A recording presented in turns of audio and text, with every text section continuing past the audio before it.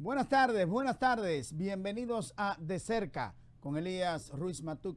Muchas informaciones que compartir con todos ustedes, nuestros amables televidentes, sobre todo por las tantas informaciones que se virtieron en esta semana, tanto en el ámbito nacional como internacional. Hay que decir que una de las principales informaciones en el ámbito nacional tiene que ver con la situación de doña Rosa Gómez de Mejía, el fallecimiento de la primera dama de la República. Decía el expresidente Leonel Fernández, la primera dama del siglo XX. Después que Acela Mera de Jorge fue primera dama, solamente entonces recayó en doña Rosa Gómez de Mejía. ¿Por qué? Bueno, porque luego de Joaquín Balaguer fue precisamente presidente de la República y no había despacho de primera dama. Luego le siguió Leonel Fernández, que a la sazón no estaba casado. Y entonces vino Hipólito Mejía, ya entonces con su esposa, doña Rosa Gómez, e instaló el despacho de la primera dama. Recuerdo como ahora que estaba ahí en la avenida Bolívar, después de la Tiradentes, creo que el Alma Mater, ahí estaba el despacho de la primera dama.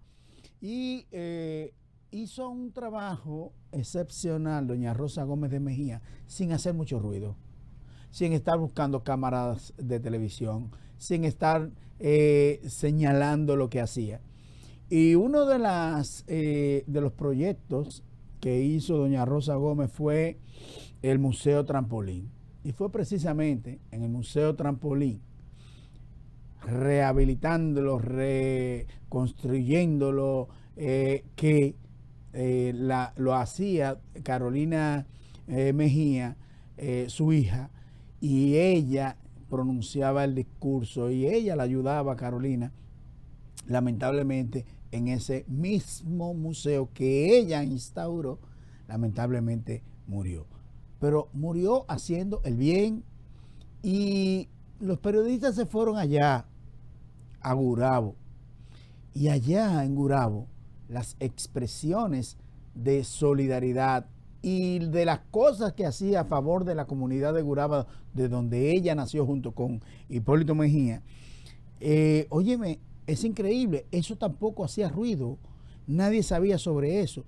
Era cristiana de verdad, acudía consuetudinariamente a la iglesia, y sus últimos días, cuenta Carolina Mejía y su otra hija Lisa, fue a la Basílica de Higüey. En la Basílica de Higüey, allí a ver, porque era una feligrés de la Virgen de la Altagracia, y dice el propio Hipólito Mejía y sus hijos que ella parece que como que estaba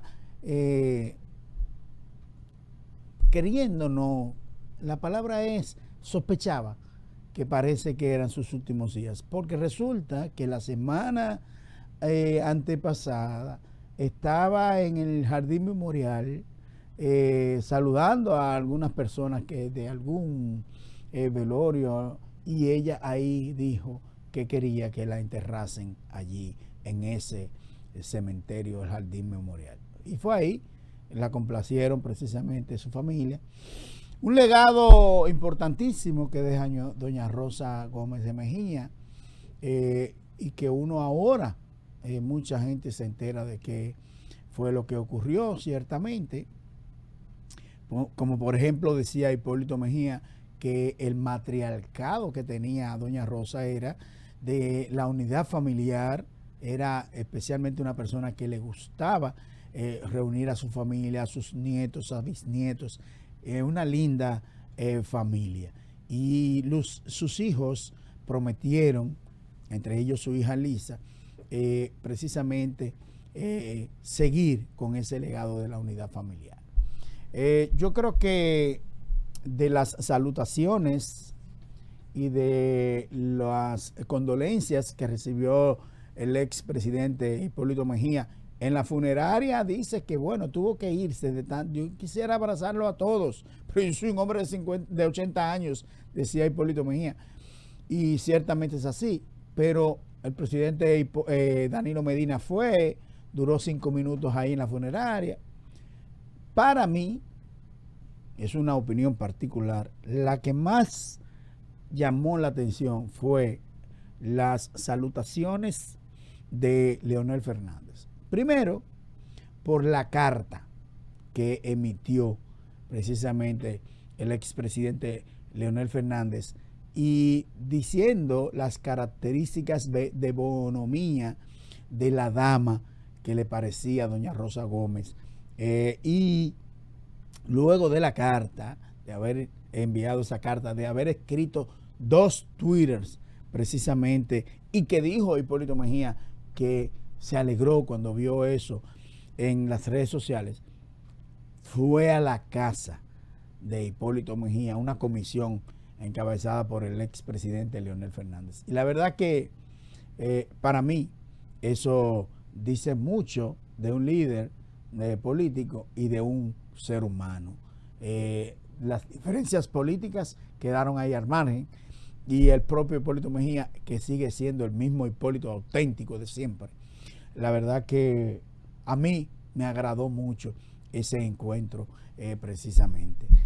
Por lo demás, simplemente nosotros expresar nuestras condolencias también a la familia Mejía Gómez por el fallecimiento de esta excelsa dama, doña Rosa Gómez de Mejía. Paz a sus restos y solidaridad para con sus familiares.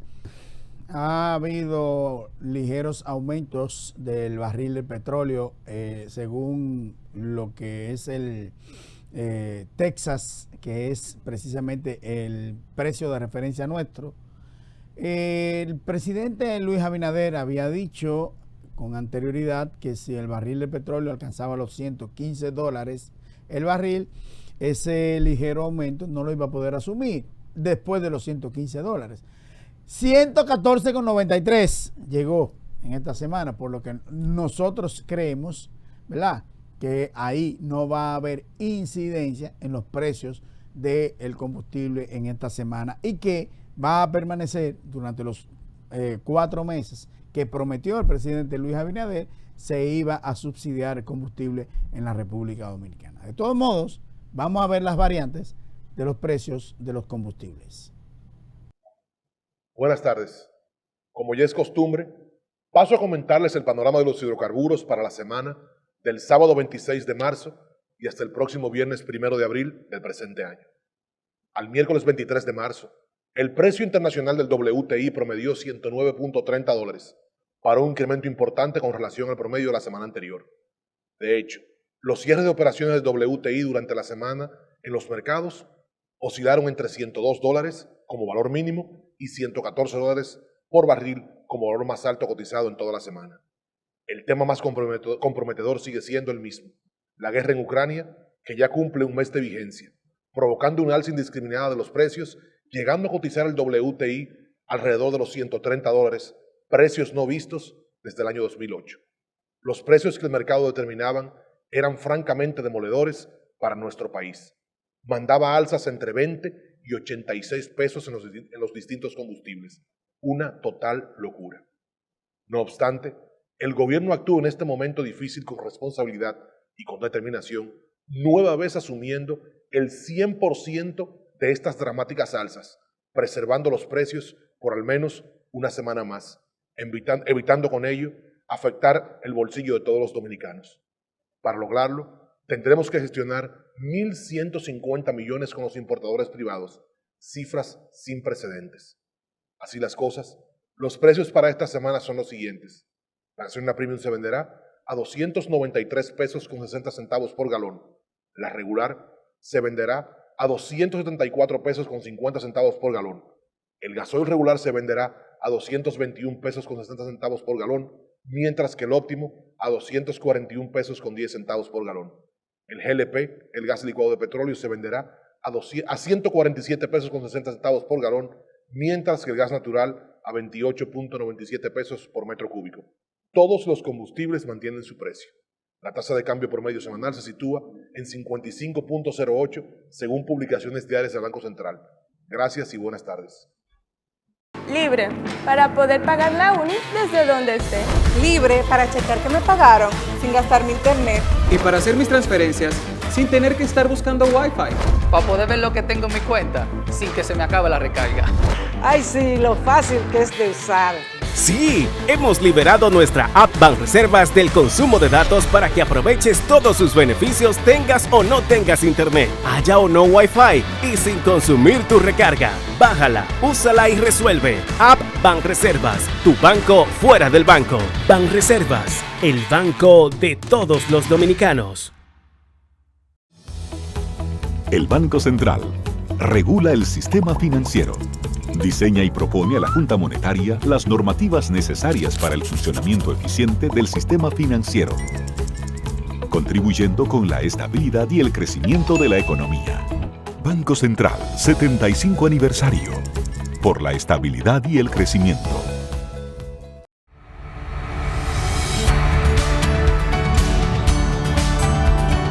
¿Qué no debo hacer a mi dispositivo tecnológico?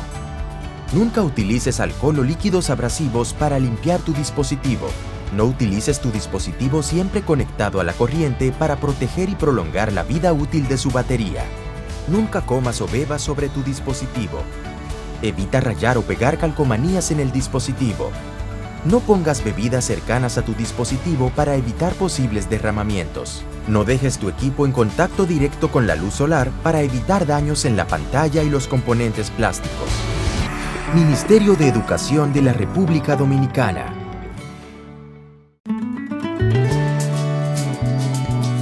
Si lo quieres intentar y te quieres liberar, una frase te diré: solo se vive una vez. ¿Cuándo fue la última vez que soñaste? Que te atreviste a hacer lo que pensaste, te decidiste y lo intentaste. Y qué bien cuando lo lograste. Si me detengo a calcular, a planificar, ahora es tiempo de empezar. Sé que lo puedo lograr, mi sueño puedo realizar con el Banco Popular. Solo se vive una vez. Siempre a tu lado estaré. Banco Popular, a tu lado siempre.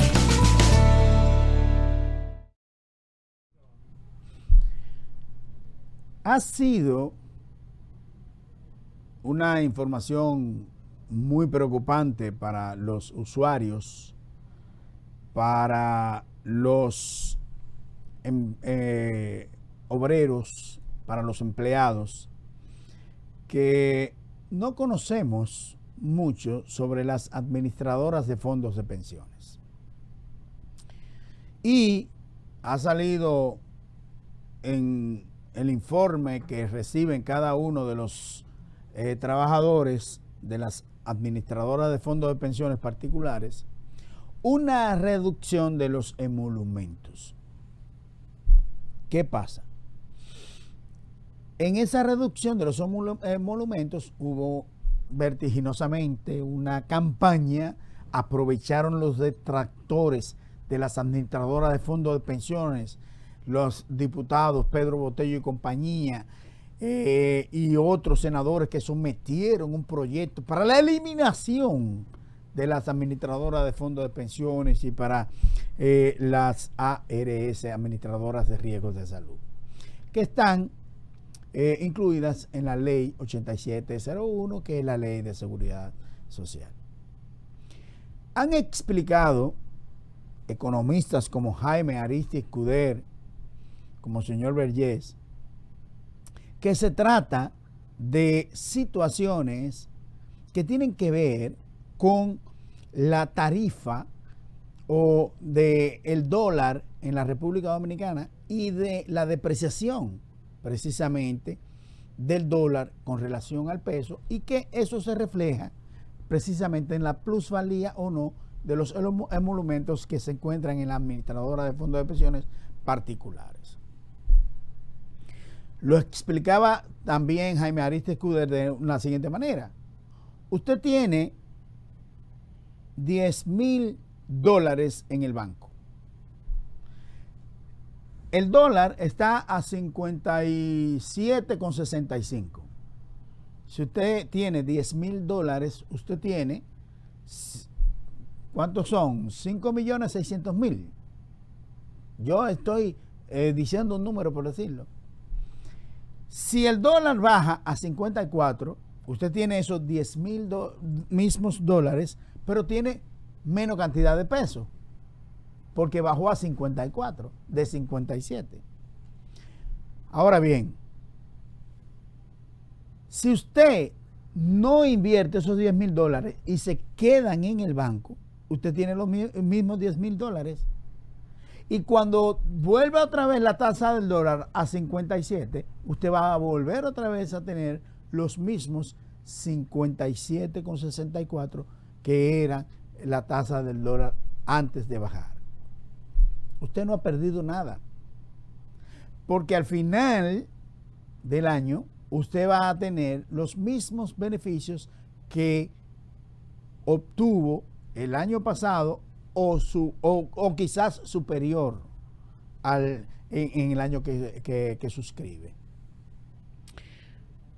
Entonces, esto ha querido, por supuesto, para mí, la ADAF, que es la Asociación de las Administradoras de Fondos de Pensiones, ha fallado en términos de comunicaciones.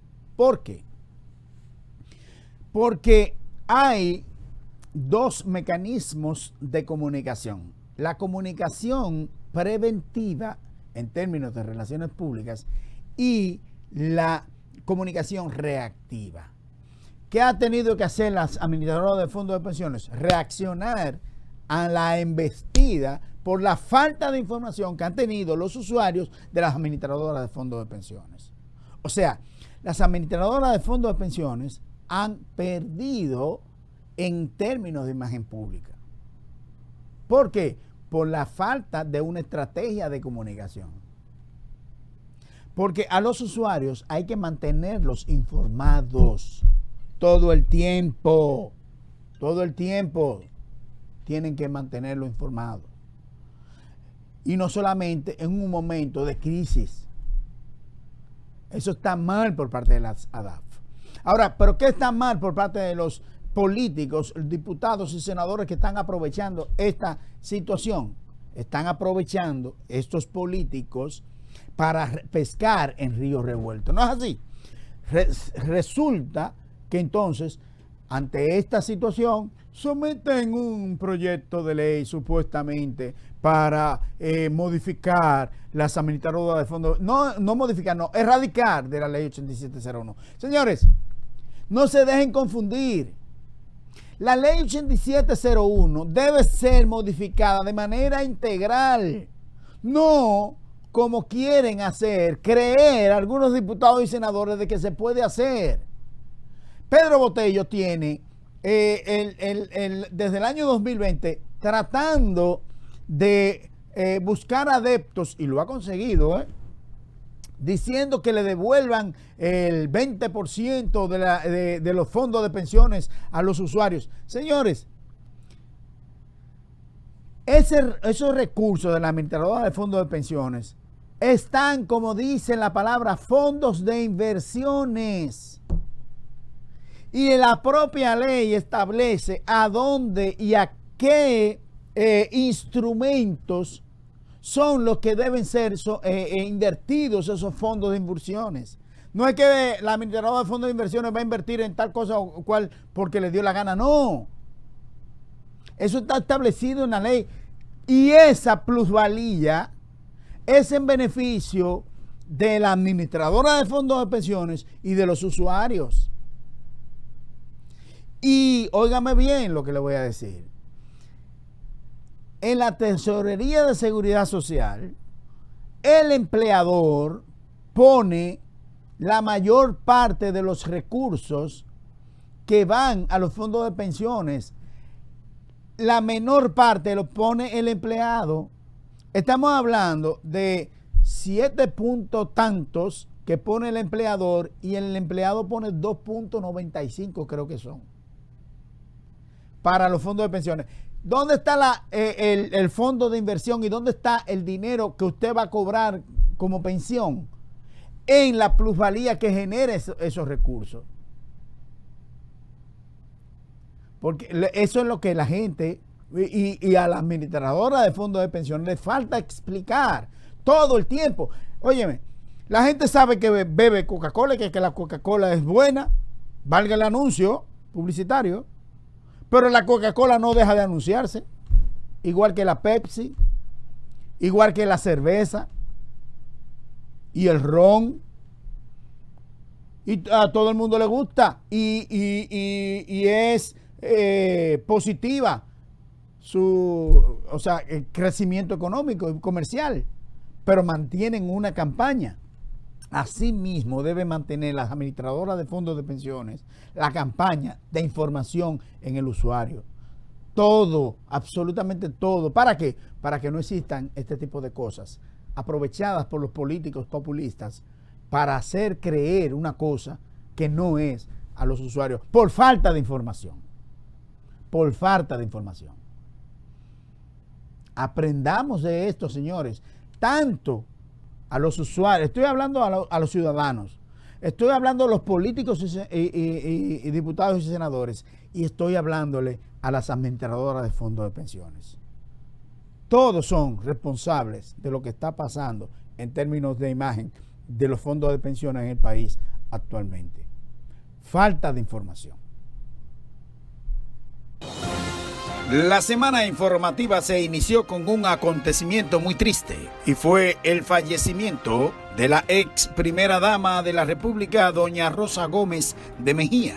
Una gran manifestación colectiva caracterizaron la condolencia del pueblo dominicano para la familia Gómez por la muerte de la esposa del expresidente Hipólito Mejía y madre de la alcaldesa Carolina Mejía. Empresarios, funcionarios y políticos acudieron a las honras fúnebres que se llevaron a cabo en el cementerio y funeraria Jardín Memorial. Entre los políticos que acudieron a dar el pésame a Mejía estuvieron el expresidente Danilo Medina y Leonel Fernández, quien lo visitó a su residencia. La cúpula de la Asociación de Industrias de la República Dominicana volvió a pronunciarse sobre el proyecto de ley que eliminaría los aranceles a más de 67 productos de la canasta básica, al destacar que la medida, en vez de ayudar, traería más problemas. Celso Juan Marrancini y Circe Almanzar externaron su desacuerdo a la Cámara de Diputados por considerar que, si bien la situación es calamitosa a nivel mundial, no es la mejor opción desmontar los aranceles, aunque sea por 6 meses. La Asociación de Bancos Múltiples de la República Dominicana anunció que a partir del próximo lunes 28 de marzo, las instituciones financieras integrantes del gremio extenderán el horario de servicios al público en las plazas comerciales y supermercados. La ABA explicó que las oficinas y sucursales ubicadas en esos establecimientos cerrarán a las 7 de la noche de lunes a viernes. En tanto, los sábados trabajarán 1 hora adicional con relación al horario vigente. Hasta el momento, la invasión Rusia a Ucrania ha generado un torbellino económico universal, siendo el mayor productor de gas natural del mundo, el tercero de petróleo y trigo, y entre los primeros lugares en minerales. A propósito del empresario y economista Celso Marrancini, resaltó que el conflicto bélico entre Rusia y Ucrania tiene repercusiones a escala mundial y favoreció que en un contexto como el actual, el gobierno dominicano debe tomar dinero prestado, si fuese necesario, y a la vez subsidiar a quienes lo necesiten. Y como para refrescar las informaciones, el grupo musical británico Coldplay vino al país para presentar un sensacional concierto ante el público dominicano. Un despliegue musical e impresionantes efectos visuales que dispensaron durante poco más de 2 horas de concierto. Asimismo, la audiencia pudo apreciar un cortometraje que intenta hacer conciencia sobre el uso del plástico y la limpieza de los mares. Vamos a ver la tercera parte de la entrevista del Chino Bujosa en este programa De Cerca con Elías Ruiz Matuk. Ya hablé con el Chino para hacer la segunda entrega de la entrevista. Tenemos que entregarla por partes porque es larga, pero qué interesante lo que nos dice el Chino Bujosa en una especie de semblanza de la vida del Chino Bujosa. Vamos a ver la tercera parte. Y la familia se entera por alguien que vio ese joven tirado ahí en el parque y pudo identificarlo porque parece que lo conocía.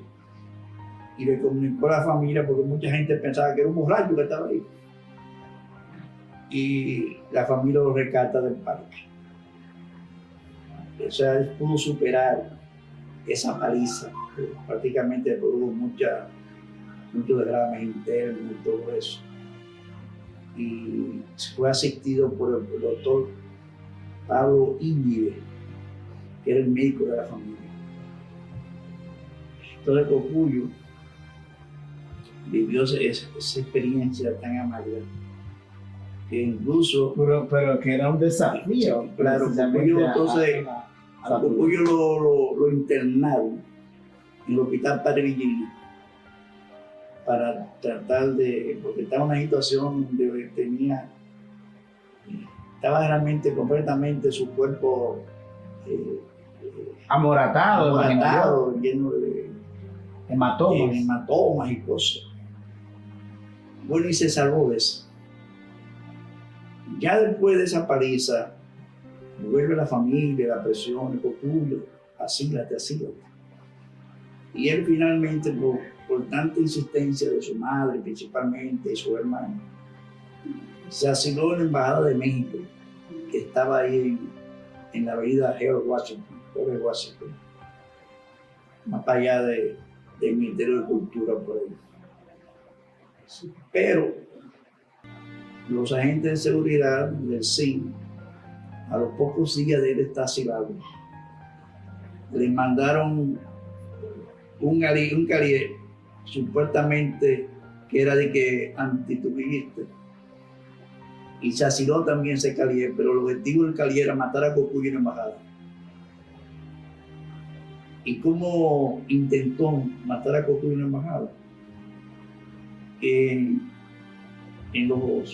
la comida que ingerían, él se ocupaba de echarle un polvo a los alimentos que él se comía sin él percatarse de eso. Y eso le produjo a los pocos meses todo un sangrado, botaba sangre por todas partes. Y el embajador, ante su gravedad, le pidió a Trujillo un salvoconducto para trasladarlo a un hospital, un centro médico. Al principio hubo resistencia, pero finalmente tuvo que ceder. El embajador de México en ese entonces era un tipo bastante firme y de un alto concepto humano. Y se consiguió el salvoconducto y estuvo hospitalizado en el Padre Virginia. Y ahí fue de nuevo el doctor Íñiguez a verlo. Y cuando el doctor Íñiguez hace el diagnóstico, se da cuenta que él había sido víctima de un veneno que tenía la facultad de producir desgarramientos en todo lo que tenía que ver con su sistema sanguíneo. Era un tóxico, era un tóxico que le produjo realmente ese tipo de derrame. Y el diagnóstico de Íñiguez fue que difícilmente salvaba de eso. En una de sus salidas, que lo narra Íñiguez, un libro del público, de ver a Cocuyo en el Padre Virginia, se encuentra con un carrito de CIN, de Social Inteligencia, en la esquina de Santo Tomé con Noel, y lo mandan, lo llaman, y él se detiene frente a los agentes, y le dice a la gente que ordenó detenerse, pararse. Y él estaba atendiendo a un comunista y que él podía ser apresado, o sea, acusado también de comunista por estar atendiendo, asistiendo desde el punto de vista médico a ese comunista.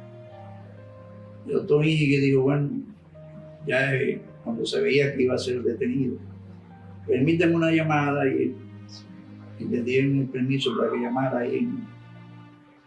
En ese tiempo había un bar ahí en la esquina Noel y de un teléfono de esos que había en ese tiempo. En ese tiempo no había, se pensaba en celular y nada de eso. Llamó a Fausto Camaño, que era su paciente. Y le explicó a Fausto Camaño lo que estaba pasando. Y Fausto Camaño dijo, pásame uno de los agentes. Y Fausto Camaño le dijo que dejaran a ese hombre tranquilo, que ese era un hombre muy serio y era su médico de cabecera. Y así se salvó Íñiguez también de que lo desaparecieron. Lo que yo veo en todas estas narraciones es que para ti Cucuyo era como un norte, o sea, definió tu vida política. Claro, no solamente a mí, él fue el que nos condujo, el que nos adoctrinó, podemos decir, en la idea revolucionaria, porque a través de eso que nosotros conocimos lo que es la lucha por la libertad, conocimos realmente al conocer todos sus suplicios, todas sus luchas, toda esa situación que pasó. Eso a nosotros nos llevó, nos fue afectando desde el punto de vista sentimental y desde el punto de vista ideológico, definiéndonos a favor de su causa. Y cuando finalmente él desaparece, en nosotros ese pensamiento, esa idea, toma mucho más fuerza. ¿No? ¿Qué edad tú tenías? Porque tú vas... No, yo diría que de unos 7, 8 años. No, pero eso es la muerte de él. En la muerte, sí. Pero ahí influye entonces en tus pensamientos. Claro que sí. Tú estás en la escuela Luis Josema Pellerano. Sí. Cursas hasta el sexto curso. ¿Qué haces después? No, después de ahí entonces... Cuando se da la situación de Cotuyo, la desaparición de Cotuyo, mis padres se mudan a Villajuana y ahí nos enteramos en Villajuana y observaba también que el ambiente que había en el vecindario, tenemos un vecino que era Luis Trujillo, que era uno de los Trujillos, Luis Trujillo, que era el secretario de la presidencia de Trujillo, sobrino de Trujillo. Y al ser vecino de nosotros, mi madre logró cierta comunicación con él porque él le cogió aparentemente cariño. Vecina, hagamos un cafecito, vecina. Y mi madre incluso llegó a abordarlo a él para que él pudiera también verificar dónde estaba Cucuyo. Eso fue después de su desaparición. Entonces, en todos esos acontecimientos, yo también me involucré. Como niño, me gustaban los caballos. Él tenía detrás de la casa una cuadra de caballos. Y ahí yo aprendí a ser un buen jinete, conocer los caballos. Iba a traquear los caballos por la mañana, a las 5 de la mañana. Porque él me cogió también afecto. Porque ese era un Trujillo que más bien era un burócrata. No se le conoció, pues no es tan así que él murió aquí. Y nunca fue acusado de nada.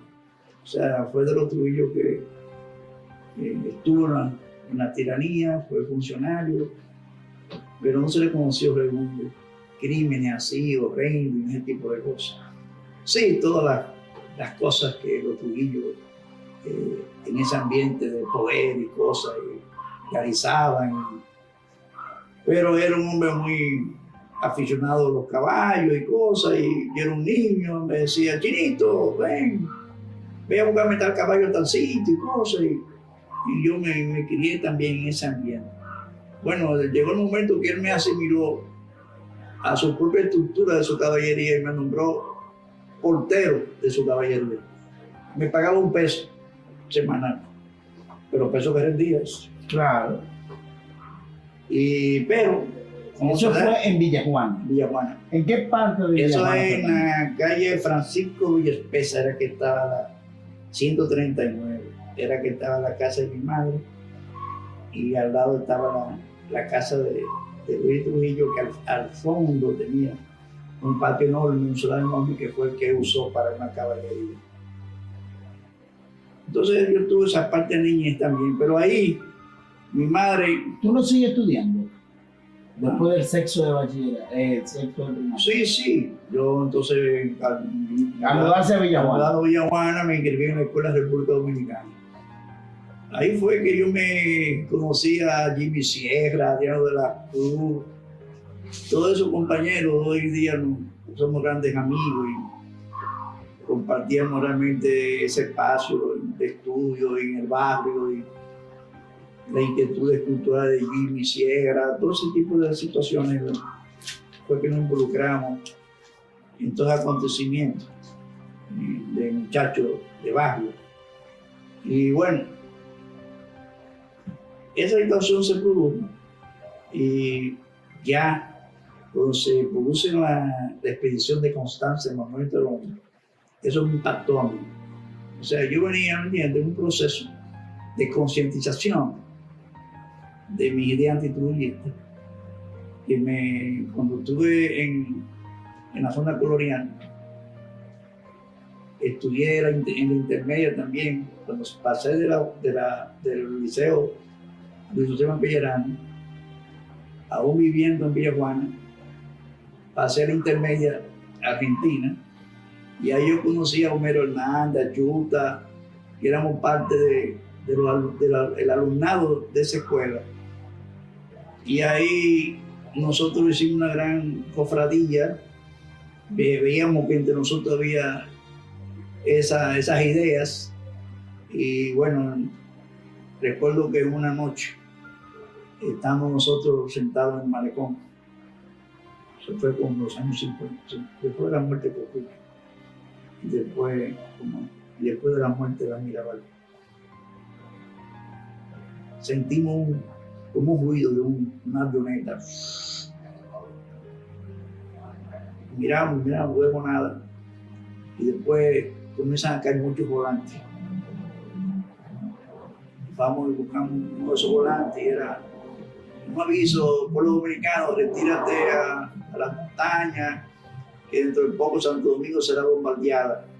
Y la bomba tenía el nombre de Cocuyo Mies, hermana Mirabal, los hermanos Patino, o sea, esos íconos de la lucha antitrujillista. Y yo recuerdo que ese día se hizo una redada terrible. El 5 comenzó a meterse por el malecón, y siendo jóvenes, a todito trataba de atraparlo, y nosotros nos escapamos. Tanto Homero como Chuta, ese grupo que nos reuníamos siempre ahí a hablar contra Trujillo. Teníamos ya más o menos esa conciencia. Incluso participábamos en operativos de ensuciar las estatuas de Trujillo con esas humanas y cosas.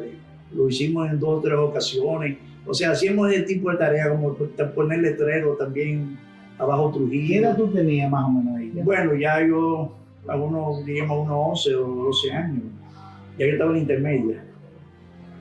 Unos 11 o 12 años, 13 años por ahí.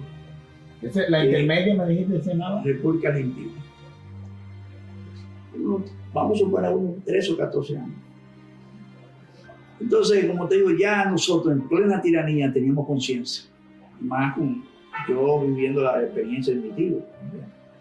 Cuando tú estás en Villajuana, este otro acontecimiento que se da, no terminamos nosotros de vivir la experiencia de Cocuyo, cuando en el 61, antes del ajusticiamiento de Trujillo, mi hermano mayor, Benjamín Bujosa, Mieses, estudiaba con Telma Fría, la profesora Telma Fría, que era una líder del exilio, y que cuando Bosch gana, regresa al país y vos la nombra en un cargo importante en la administración pública. Incluso ella supuestamente la llamaban la aplanadora, porque se encargaba de votar a todos los empleados públicos que eran trujillistas. O sea, cuando veían que ella llegaba a una oficina pública, llegó la aplanadora, así que decir. Y en ese instituto, Terma Fría, en pleno Trujillado, creó un círculo, una célula antitrujillista, que perseguía restablecer lo que fue la juventud democrática. Que la juventud democrática, después de aquella salvaje persecución que hubo en el 46-47, se disgregó mucho, se dispersó y quedaban núcleos muy dispersos, entre ellos el que Cocuyo representaba. Y también después de la muerte de Cocuyo, prácticamente la juventud democrática era poca la estructura que le quedaba. Entonces Terma Fría formó ese círculo, esa célula, en el Instituto América se llamaba. Era un instituto de estudios comerciales. En esa célula estaba mi hermano Benjamín, estaba Cayetano Rodríguez, estaba un joven llamado apellido Mella. Había unos cuantos jóvenes que eran pertenecientes a esa célula.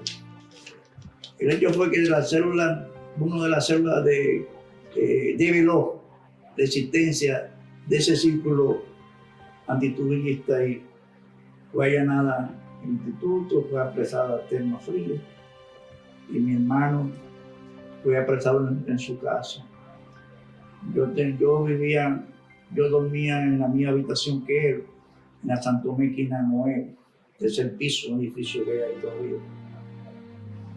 Y yo siento, como así en la mañana, unos gritos y veo al hermano mío que se lanza rápido de la cama, se pone los pantalones rápido y bueno, entraron a la habitación unos agentes del CIN y frente a mí lo detuvieron y mi madre se produjo la misma escena de mi abuela con su hijo. Mi madre también se aferra a mi hermano mayor y gritándole a los agentes que no se lo llevaran. Y bueno, por encima de ella y empujándola, atropellándola, ellos se llevaron a mi hermano, hasta sin camisa y sin zapatos.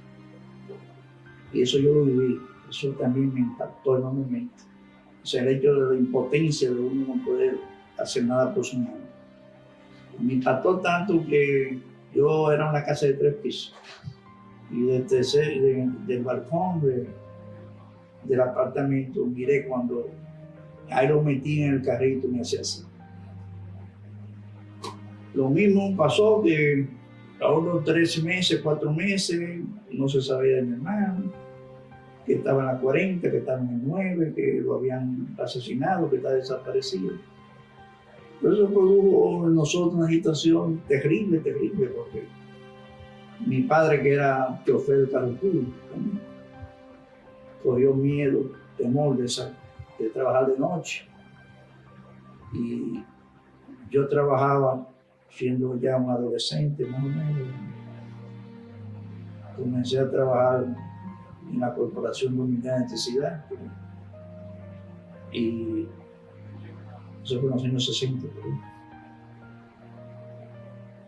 Y me llaman del departamento de nómina, me dicen, mire, Hugoso, usted es un terrorista, usted es un comunista, usted está cancelado por orden de nuestro jefe. Ya que joven, me oyó así, eso me causó. Porque yo lo que pensé fue que el único sostén que había en la casa en ese momento era mi ingreso, 128 pesos, que era que yo ganaba. ¿Qué edad tenías ahí ya? No, ya era un adolescente, unos 16, 17 años. Ya yo tenía una edad de adolescencia de la corporación. Sí. Cuando logro trabajar en la corporación, que fue a través de una amiga, de un familiar nuestro, que era amiga que era administrador. Y me consiguió realmente ese trabajo. Pero todavía, como te digo, mi hermano no había caído preso. Pero cuando mi hermano cae preso, es que entonces se produce esa represalia de cancelarme porque yo era antitrujillista. Entonces cuando yo regreso a mi casa, le digo, mamá, mira, me cancelaron, y eso fue terrible. Entonces mamá nos reunió a todos nosotros, los 6 hermanos, y me dijo, bueno, hijo mío, Trujillo no nos va a hacer doblegar a nosotros. A partir de ahora, antes de usted irse a la escuela, temprano, yo voy a hacer dulces, voy a preparar los dulces y ustedes antes de irse a la escuela, desde las 7 de la mañana, van a venderlo en todos los colmados de aquí de la zona. Y así fue. O sea, nosotros, bajo esa orientación de mi madre, que Trujillo no nos va a doblegar a nosotros, vamos a demostrarle que nosotros no somos, o sea, que somos un hueso duro de roer. Y en ese marco vivimos ese proceso que es cuando se produce la partición de mi hermano, que fue también algo impactante. Y bueno, nos manteníamos a veces en una situación muy precaria, o sea, porque finalmente te encontrábamos situaciones de que los vecinos mismos te aislaban, no querían ni visitarte, tú eras un leproso, nadie quería saber de ti, ni te miraban ni te saludaban. Y eso tú te encontrabas en un aislamiento total. ¿Liberan finalmente tu hermano? Bueno, entonces después que viene la OEA, después que matan a Trujillo, la justicia en Altirán, que para nosotros fue una gran alegría, pero confieso, porque esa prima mía que me consiguió el trabajo en la CDE, que tenía algunas amistades dentro del trujillismo, se enteró de una vez de que a Trujillo lo habían justiciado. Y como eso a las 8 de la noche, nos llamó a mi madre, Marina, mataron a Trujillo. Ya tú sabes. Eso para la familia fueron las noticias que más alegría nos produjo. Recuerdo que todos nos abrazamos y lloramos, pero pensando en el hermano nuestro, que el hermano nuestro no sabía de él todavía en ese momento. Y bueno, al desarrollarse todo lo que vino después del ajusticiamiento de Trujillo, la situación esta de que Balaguer asume el poder, que la OEA viene al país ante la denuncia de que las cárceles estaban llenas de presos políticos y restablecer la democracia, todas esas cosas que se produjo en la transición. Cuando la OEA llega, encuentra a mi hermano vivo en una de las celdas de la 40. O sea, todavía estaba vivo. Pero salió de esa celda, de esa cárcel, que un niñaco, o sea, todavía con 81 años, tiene todos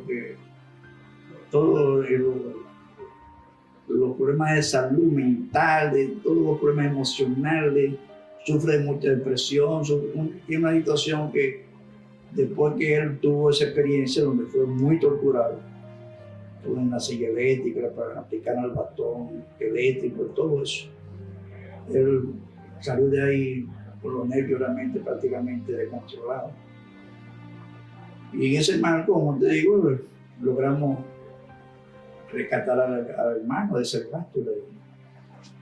Y ahí entonces nosotros nos volcamos ya en ese proceso de inicio de rescate de la libertad, la lucha contra los remanentes del trujillato. Yo me convierto en un activista de las 6 de la mañana en la calle, en manifestaciones esas juveniles que se daban en el Conde, el 14 de junio, me integro el 14 de junio, me integro uno sí, que me integro. Uno como no tenía todavía una definición tan ideológica, sino que lo que unificaba al pueblo en la lucha antitrujillista. Todos los partidos que se instalaban eran antitrujillistas, uno se inscribía en él. Pero después que se definen ya las ideologías, yo me concentro en mi 14 de junio, que fue realmente el partido siempre de mi predilección, porque mi madre logró cosechar una gran amistad con Manuel Tavares Justo, que la quería como una madre. Mi madre llegó a ser presidenta de la rama femenina el 14 de junio. Y entonces, en ese proceso, nos convertimos realmente en militantes del 14 de junio. Y estando yo ejerciendo la dirección estudiantil en el Liceo Eugenio María de Hostos, en esos días de la resistencia contra los remanentes de Trujillato, pues yo me cambié de liceo presidente de Trujillo cuando comencé a estudiar bachillerato, porque conseguí el trabajo de la Corporación de Electricidad, entonces tuve que estudiar de noche. y trae mi matrícula al Liceo Nocturno de María de Hostos. Y de ahí, después de la muerte de Trujillo, como yo era de los jóvenes que me atrevía a hablar contra la tiranía en la misma situación del régimen, en el ambiente del trujillismo, logré con algunos compañeros ganarme algunos compañeros en eso, que aunque me decían cállate, que te vas a matar, Iván. Y yo, a pesar de eso, con toda la situación que ya yo tenía en mi conciencia, todo ese proceso que yo vivía, no le temía realmente a expresarme así entre compañeros que yo tenía confianza de mis ideas. Y entonces, estando en el liceo, en el segundo curso de bachillerato, vamos 2 o 3 compañeros de eso y me dicen: Chino, te hemos escogido a ti para que tumbe el busto de Trujillo que está aquí en la entrada del liceo. Porque ese día comenzaron los estudiantes de la universidad a tumbar los bustos, los retratos de Trujillo, y todas esas manifestaciones que se dieron en todo el país contra todo lo que eran los símbolos de Trujillo. Yo te confieso que cuando los muchachos me plantearon eso, yo que pensé en mi madre, los sufrimientos, las cosas, o sea, te confieso que hasta las piernas me temblaron. Pero bueno, como yo era que vivía estimulando a los compañeros a que asumieran una postura antitudista, no tuve otro remedio que decir que está bien. Y entonces, cuando se dio el recreo, yo fui de lo que conjuntamente los otros compañeros tumbamos el busto de Trujillo que estaba ahí en la entrada del liceo, de María de Hostos, y cuando eso cayó, es un escándalo, y todos los estudiantes salieron de las aulas huyendo, se concentraron en el lobby, vieron todo eso, muchos salieron huyendo, llenos de miedo, porque sabían lo que venía, porque todavía estaban los calientes en la calle haciendo de las suyas. Entonces ahí cogimos una soga, lo amarramos por el cuello y lo arrastramos por toda la calle esa del liceo, que es lo que llaman Juan Isidro Pérez, la calle que eso es aquí en San Antonio. Donde está la ruina esa de la Paloma, dicen, la ruina de San Francisco. Al lado, ahí estaba el liceo argentino. Bueno, yo te digo que ahí yo me gradué. Me gradué en cuanto a desafiar abiertamente el régimen. Y ahí, con el surgimiento de las asociaciones estudiantiles, sé que la Asociación Nacional de Estudiantes Secundarios, la ANES, me cogen unos muchachos a mí como el líder del liceo. Ahí se funda la Unión de Estudiantes Revolucionarios, me cogen los muchachos a mí como líder de la Unión de Estudiantes Revolucionarios. Y me comencé a mi carrera de líder estudiantil. Carrera que la ejercí en un principio en el Liceo Juan Pablo Duarte, en los primeros pocos días, porque tuve que cambiar mi matrícula. Y de ahí en el Liceo Jerónimo de Hostos, yo me hice el líder de la Unión de Estudiantes Revolucionarios en ese liceo. Ahí hice yo el tercero, el cuarto de bachillerato. Llegamos al final de la jornada de cerca con Elías Ruiz Matuk. Le convocamos para la próxima semana. No se lo pierda.